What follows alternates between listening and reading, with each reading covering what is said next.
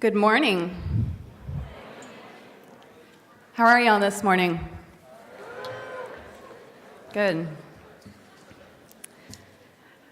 I want to begin by thanking each of you for being here and say that it is such a great pleasure to be here with you in this group that truly gives life and hope.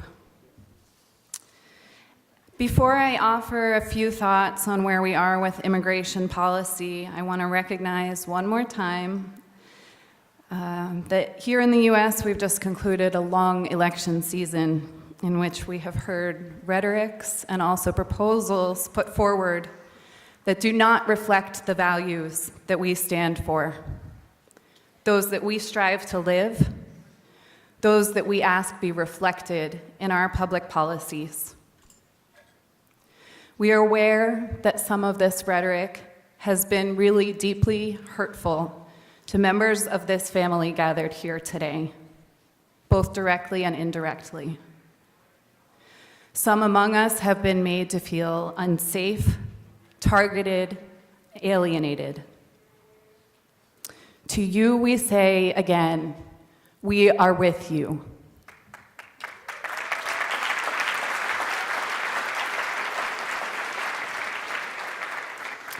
That pain is felt throughout this family.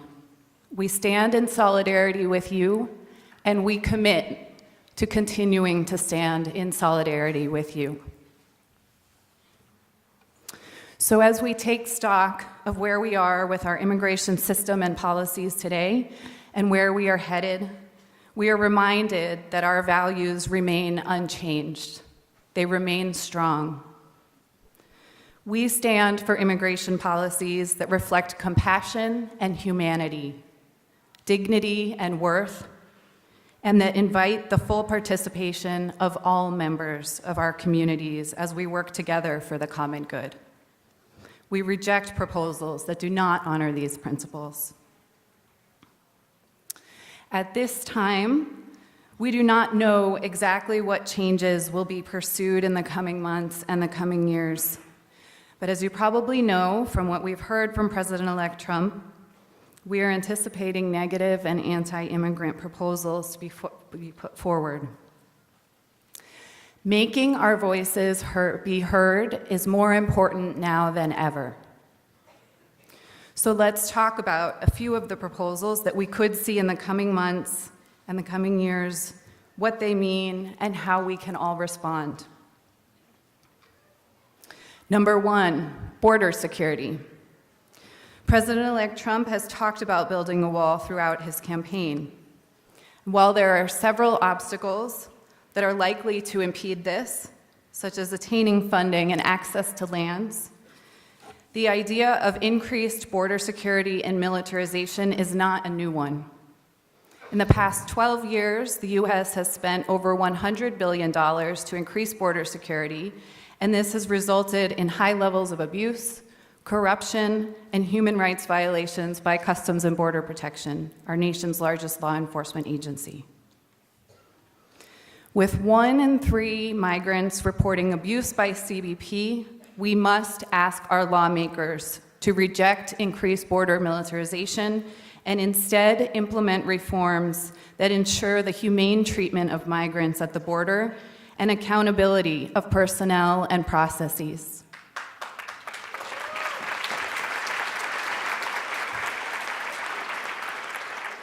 Number 2, the criminalization of immigration. U.S. policy already criminalizes unauthorized entry and re-entry into the country.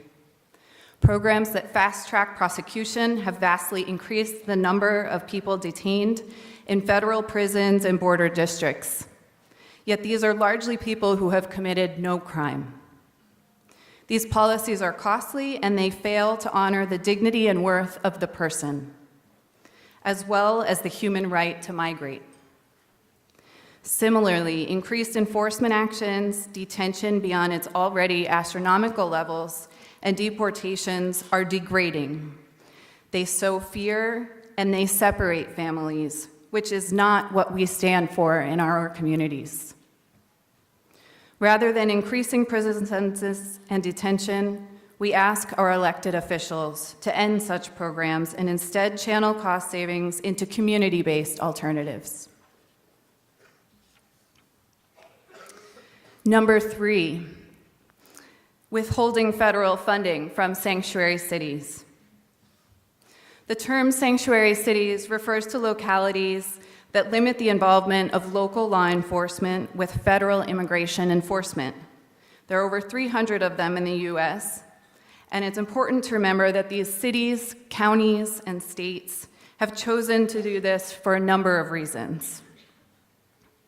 Local law enforcement and federal immigration enforcement have different mandates and different responsibilities. These policies delineate those differences and ensure that they're honored. There are legitimate concerns about the constitutionality of detaining individuals beyond their eligible release date and without warrant. And sanctuary city policies increase trust between law enforcement and communities, which in turn fosters safer and more humane communities. For these reasons, we oppose the withholding of federal funding to sanctuary cities.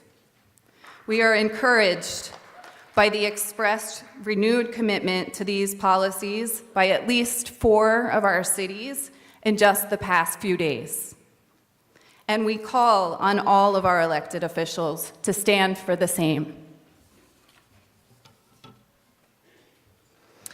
And 4, the possible repeal of executive orders on immigration, also known as DACA.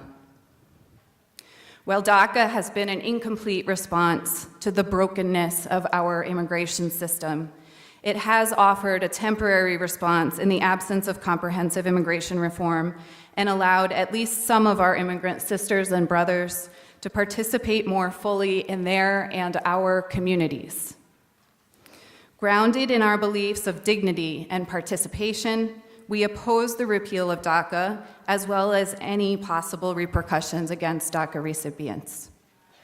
While the decision to repeal DACA can come from the incoming administration, we call on our leaders and elected officials to speak out against it. In the midst of all of the negative possibility, let's remember, we have seen interest in improving our immigration policies from both sides of the aisle. As recently as 2013, a comprehensive immigration reform bill passed the Senate with support from both Republicans and Democrats. But your elected officials need to hear from you. They need to hear that we stand together for compassionate, humane policies that protect the most vulnerable, ensure the human rights of immigrant families, respect the rights of U.S. and immigrant workers. They need to hear the stories of those immigrants in your communities. Hear from you that you want them there. And right now, they also need to hear what we stand against.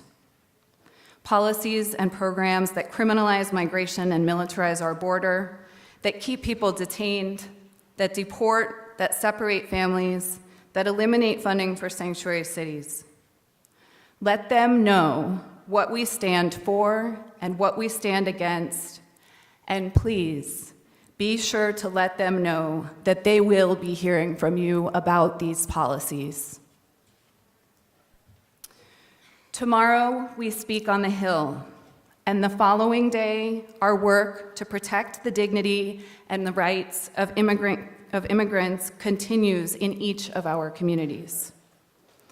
When you return home or to school, please remember that we need you. Here are just a few quick ways that you can help. Write letters, participate in our action alerts, meet with your elected officials in district. Learn about what is happening in your local legislation. Does your city have sanctuary city legislation? Does it impose coordination between police and federal enforcement?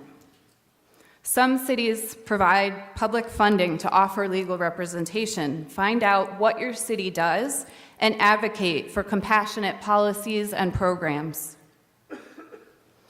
You can also find out where the closest detention center is and visit those detained, be a presence among them. Also consider holding a protest at detention centers. And last, but certainly not least, maintain hope. Talk with, walk with, support those immigrants in your community to understand what they're experiencing and how we can all enter more fully into solidarity with them. I want to conclude with a quote that a friend had shared with me this past week in our time of mutual discouragement, written by Clarissa Pinkola-Estes in her letter to a young activist. She says, "One of the most calming and powerful actions you can do to intervene in a stormy world is to stand up and show your soul.